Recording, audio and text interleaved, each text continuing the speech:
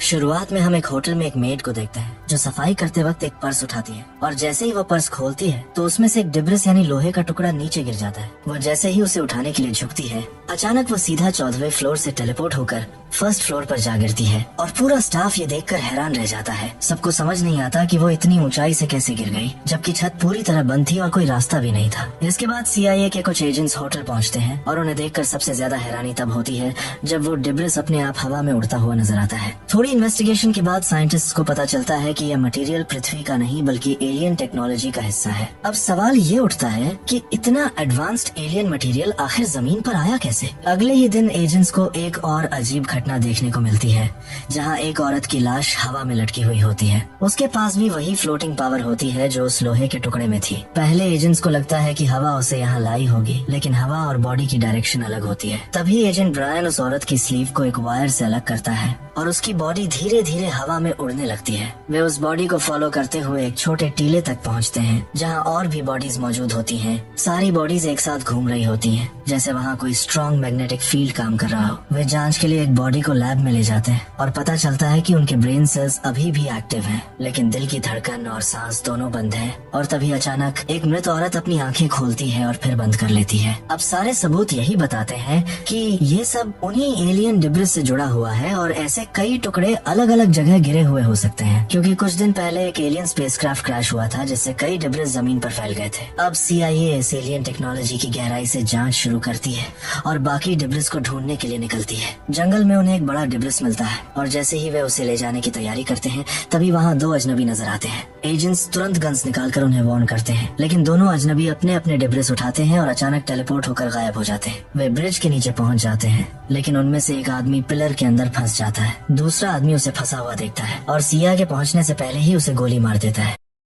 Agents magnetic disturbance को detect करके उस डेड बॉडी को ढूंढ लेते हैं, लेकिन उसका साथी वहां से बच निकलता है। इसके बाद शहर में अजीब घटनाएं शुरू हो जाती हैं, जहां शॉपिंग कार्ट्स, आयरन चेयर्स और गैस टैंक्स खुद ब खुद हिलने लगते हैं। जो भी चीजें लोहे से बनी होती हैं, वो सब एक अजीब फोर्स से खींचकर शहर के एक हिस्से में जमा होने लगती हैं। कुछ ही घंटों में पूरा शहर लोहे की चीजों से घिर जाता है और लोगों को वहाँ से इवैक्यूएट किया जाने लगता है। इसी बीच एजेंट ब्रायन और एजेंट फिनोला शहर में इन्वेस्टिगेशन के लिए पहुँचते हैं। सड़क पर उन्हें एक आदमी एरिक दिखता है जो एक कार की खिड़की तोड़ रहा होता है और वो उसे रोकने की कोशिश करते हैं, लेकिन एरिक बहुत परेशान नजर आता है और उनके सवालों को इग्नोर करके वहाँ से भाग जाता है। दोनों उसे ढूंढने के लिए अलग अलग हो जाते हैं, जहाँ फिनोला उसका पीछा करते हुए एक अबैंडन्ड फैक्ट्री तक पहुँचती है। वहाँ वो एरिक को तो पकड़ लेती है, लेकिन उसी समय ब्रायन एक वेयरहाउस के बाहर एक और एरिक को पकड़ लेता है। अब सबसे बड़ा सवाल ये था कि एरिक का कोई ट्विन नहीं था, फिर 2 एरिक कैसे हो सकते हैं। दोनों को इन्वेस्टिगेशन के लिए लाया जाता है और पता चलता है कि दोनों ही मेंटली स्टेबल नहीं है। अब मामला और भी अजीब हो जाता है और ब्रायन व फिनोला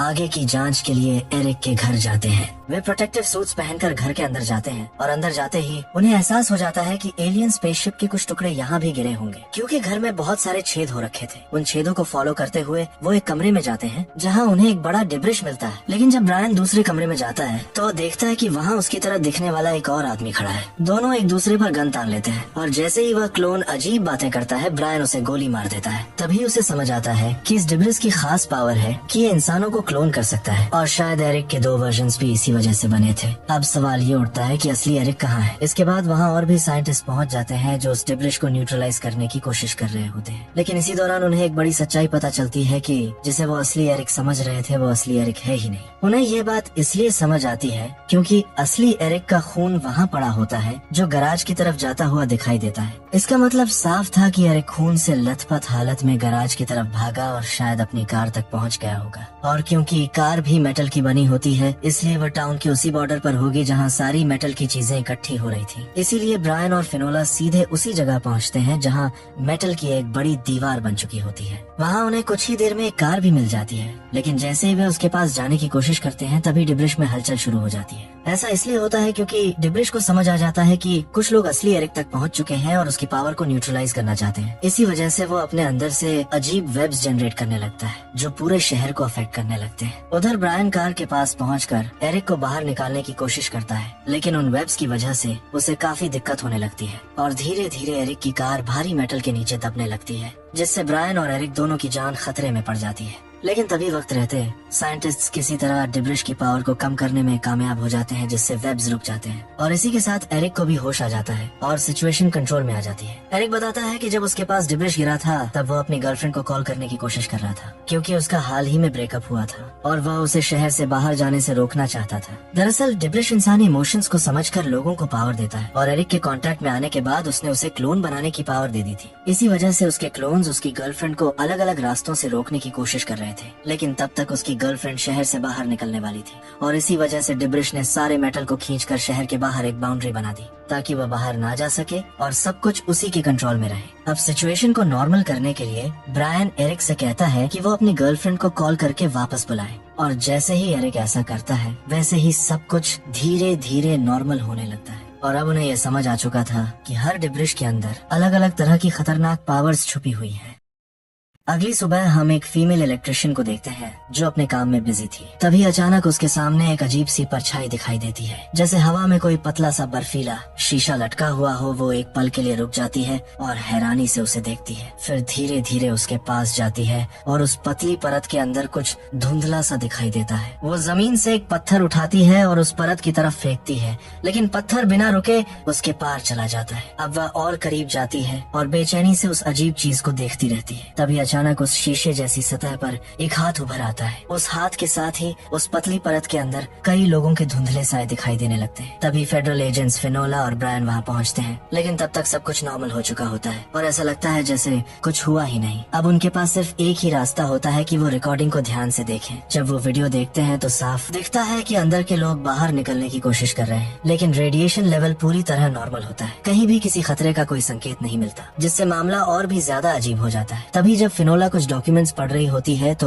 एक साउंड डिटेक्टर अचानक एक आवाज पकड़ता है और कोई कहता है, हेलो, कोई है वहाँ? ये सुनते ही वहाँ मौजूद सभी लोग वही आवाज सुनने लगते हैं और ऑडियो में अंदर का इंसान कहता है कि वह रिसर्च कैंप की रोशनी देख सकता है। इससे साफ हो जाता है कि वह अजीब परतें अभी भी वही मौजूद है, बस दिखाई नहीं दे रही। और तभी वो 2 डायमेंशनल लेयर फिर से सामने आ जाती है। इस बार फिनोला ऑडियो फ्रीक्वेंसी एडजस्ट करके अंदर के इंसान से कनेक्शन बनाने की कोशिश करती है और वो कनेक्ट भी हो जाती है, लेकिन जो सच सामने आता है वो सबको हिला देता है, क्योंकि अंदर से जो आवाज आती है वो एक लड़की निकोल की होती है। निकोल एक हाई स्कूल स्टूडेंट थी जो 2019 में लापता हो गई थी और अब वो इसी 2 डायमेंशन वाली दुनिया में फंसी हुई थी। फिनोला उससे पूछती है कि क्या वहाँ कोई और भी है, तो निकोल कहती है कि वह वहाँ अकेली है। फिनोला और सवाल पूछना चाहती है, लेकिन तभी इलेक्ट्रोमैग्नेटिक फील्ड में हलचल शुरू हो जाती है और वह लेयर अचानक गायब हो जाती है। एक रिसर्चर बताता है कि जब निकोल ज्यादा इमोशनल होती है तब सिग्नल ज्यादा स्टेबल हो जाता है। इसलिए ब्रायन और फिनोला निकोल के पिता के पास जाते हैं और उन्हें बताते हैं कि उनकी बेटी अभी जिंदा है, लेकिन एक 2 डायमेंशनल दुनिया में फंसी हुई है। उन्हें निकोल के पिता की मदद चाहिए होती है और जैसे ही निकोल अपने पिता की आवाज सुनती है वो इमोशनल हो जाती है। यही एक नया तरीका बनता है उसे वापस लाने का और इसी दौरान वो लेयर एक बार फिर सामने आ जाती है। फिनोला और ब्रायन के निर्देश पर निकोल के पिता उस लेयर के सामने सवाल पूछते हैं और इस बार अंदर से आवाज आती है। निकोल कहती है कि पापा, मैं आपको देख सकती हूँ, और वो बताती है कि वो वहाँ कई घंटों से फंसी हुई है। ये सुनकर सभी हैरान रह जाते हैं, क्योंकि उनके हिसाब से तो 20 साल बीत चुके थे। तभी एक रिसर्चर समझाता है कि हर डायमेंशन में समय अलग तरीके से चलता है, लेकिन अब निकोल हमसे रियल टाइम में बात कर पा रही थी, जो यह दिखाता है कि उस 2 डायमेंशनल वर्ल्ड में कुछ बदल रहा है। ऐसा लग रहा था कि कोई अनजान शक्ति उसे उस कैद से बाहर निकलने में मदद कर रही है। जब उन्होंने उस जगह से करीब 200 मीटर दूर सर्च किया तो उन्हें एक अजीब सा टुकड़ा मिला जो किसी रहस्यमयी मलबे जैसा था। उस जगह का रेडिएशन लेवल नॉर्मल से ज्यादा था और यह भी साफ था कि यहाँ पहले भी कोई आ चुका है। लेकिन हैरानी की बात यह थी कि इतनी खोज के बाद भी वहाँ कोई इंसान नहीं मिला। अब उनका पूरा फोकस सिर्फ निकोल को बचाने पर था। रिसर्चर्स ने उस टुकड़े का एनालिसिस किया और पाया कि वह एक स्पेसशिप का हिस्सा था, शायद ऐसा स्पेसशिप जो डिमेंशंस के बीच ट्रैवल कर सकता था। कई बार एडजस्टमेंट्स करने के बाद वह 2 डायमेंशनल लेयर फिर से सामने आ जाती है और अब सभी लोग पूरी तैयारी के साथ निकोल को वापस लाने की कोशिश में जुट जाते हैं। लेकिन इस बार कुछ और भी अजीब हुआ। जैसे ही वो टुकड़ा हिला, वह परत धीरे धीरे 3 डायमेंशन वाले स्पेस में बदलने लगी और अब सब लोग साफ देख पा रहे थे कि निकोल उस जगह के अंदर मौजूद है। फिनोला ने तुरंत उसे आवाज दी कि बाहर आओ निकोल, लेकिन वह बाहर नहीं आ पा रही थी और सबसे बड़ी समस्या ये थी कि वह 3 डायमेंशनल स्पेस ज्यादा देर तक टिक नहीं पा रहा था और तेजी से टूटने लगा। फिनोला ने तुरंत सोचा कि जब एक टुकड़े ने डायमेंशन को तोड़ा है तो अगर दूसरा बचा हुआ टुकड़ा भी उसमें डाल दिया जाए तो शायद रास्ता पूरी तरह खुल सकता है। और जैसे ही दूसरा टुकड़ा उस छोटे से स्पेस में डाला गया, वो लेयर और ज्यादा स्टेबल हो गई और निकोल ने अपना हाथ आगे बढ़ाया, जिसे फिनोला ने तुरंत पकड़कर बाहर बाहर खींच लिया। इस तरह ये मिशन सफल हो जाता है और सिर्फ निकोल ही नहीं बल्कि जो लोग पहले उस 2 डायमेंशनल दुनिया में फंसे थे वे भी एक एक करके वापस आने लगते हैं। लेकिन फिनोला और ब्रायन को आराम करने का मौका नहीं मिलता क्योंकि तभी एक और सुपरनैचुरल घटना शुरू हो जाती है।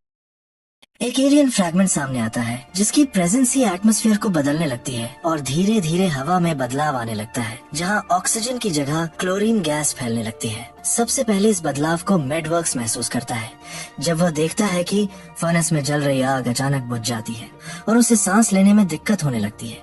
वह तुरंत खिड़की की तरफ भागता है लेकिन बाहर का नजारा और भी डरावना होता है जहाँ एक अजीब सी भूरी बारिश हो रही होती है। लोगों के चेहरे पर डर साफ दिख रहा होता है लेकिन मैडवर्क्स अपनी जिज्ञासा के कारण बाहर निकल जाता है। वह देखता है कि बारिश के पानी में कुछ अजीब पदार्थ मिले हुए हैं और आगे बढ़ते हुए उसे एहसास होता है कि पेड़ पौधे पूरी तरह मुरझा चुके। सूखे हुए मकई के खेत में अजीब से नए फूल उग आए हैं जिन्हें उसने पहले कभी नहीं देखा था। लेकिन सबसे ज्यादा हैरानी तब होती है जब वह खेत पार करता है और देखता है कि ये अजीब ग्रे बारिश सिर्फ शहर तक ही सीमित है। उसके बाहर आसमान बिल्कुल साफ है जैसे कुछ हुआ ही ना हो। लेकिन तभी अचानक मैडवर्क्स को घुटन होने लगती है। कुछ ही सेकंड में वो जमीन पर गिर जाता है क्योंकि वो बारिश जहरीली थी और उसकी त्वचा धीरे धीरे गलने लगती है। जल्दी ही ये खबर फेडरल एजेंट्स तक पहुंचती है और वे तुरंत वहां पहुंच जाते हैं। दूर से ही उन्हें दिखता है कि पूरा शहर काले बादलों से ढका हुआ है और वहां पहुंचने पर स्टाफ रिपोर्ट करता है कि सारे कम्युनिकेशन सिस्टम्स बंद हो चुके हैं। प्रारंभिक जांच में यह पता चलता है कि लोगों की मौत ऑक्सीजन की कमी से हो रही है और इसका मतलब है कि